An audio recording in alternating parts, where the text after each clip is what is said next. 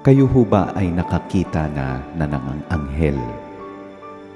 Nakaranas ng presensya, paggabay, patnubay ng anghel, providence, provisions, protection, peace.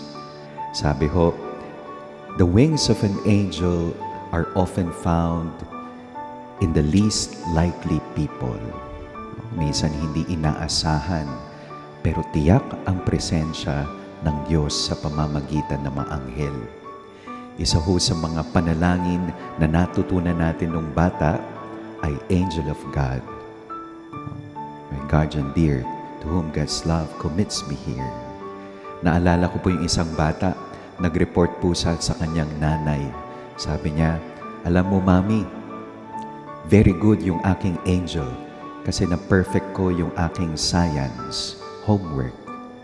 Pero pagdating sa math, parang out of coverage area, hindi ko na perfect. Paalala po ng ating ebanghelyo ngayon, kung gusto nating maranasan makita ang presensya ng mga anghel, dapat magkaroon tayo ng isang puso katulad ng isang bata. A childlike faith, surrender.